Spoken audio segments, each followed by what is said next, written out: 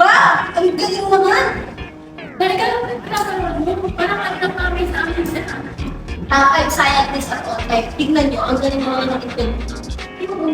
Ang galing talaga ng mga scientist. Pag yung mga nasa oo nga eh, paano natin nakaaral mga ganito? Iba talaga mga tao. Magaling talaga sila. Pero kahit ako, hindi mo maalam na marami rin tayong national scientists sa Pilipinas. Diba, Tanya? Pero dahil mga scientists, malaki ang contribution sa cultural, astronomy, at physics, at kilala sa Pilipinas at sa buong mundo. Katulad nila? Oo kaya. Sino ba kasi yan? Siya si Casimiro del Rosario, isa sa mga national scientist ng Pilipinas. Pinanganak siya noong June 13, 1896. Alam mo ba, nagaling lang siya sa isang humble beginning mula sa Bantayan, Cebu. Ang tatay niya ay si Pantaleon Rosario, isang magsasaka, habang ang nanay naman niya ay si Benita Villasin.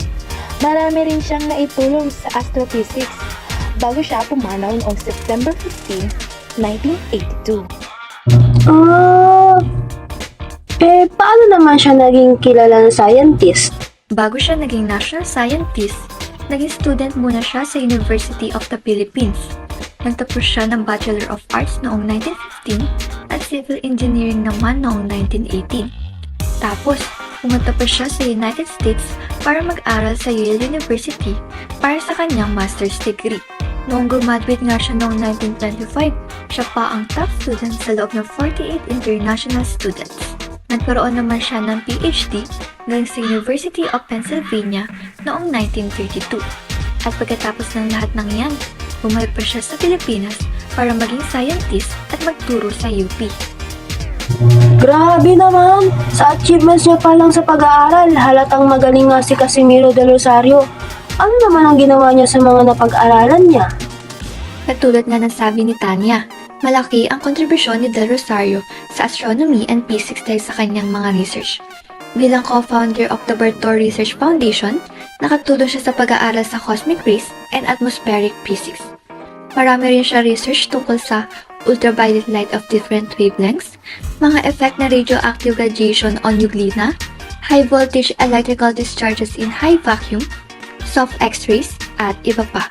Lahat ng mga research at pinag-aralan niya ay nakatulong para sa iba pang mga scientists, mula Pilipinas hanggang ibang bansa. Hindi lang yun. Kahit noong World War II, nakatulong si Del Rosario sa mga guerrilla laban sa mga Japanese forces sa tulong ng meteorology. Siya ang nag-establish ng guerrilla weather station sa Bulacan na nakatulong para sa tactics nila. Gumawa rin siya ng mga telescope na nakatulong sa pagsubaybay ng mga kalaban.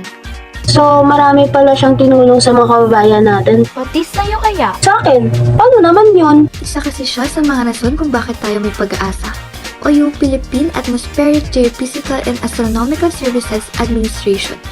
Dahil sa kanya, tumaas ang accuracy ng mga weather report dito sa atin. Teka, hindi ba nagturo din siya sa UP? Ibig sabihin, nakatulong pa siya sa mga students doon. Oo naman, naging head pa nga siya ng Department of Physics sa UP. Yung mga taong katulad niya talaga ang pinaka-deserving ng mga award.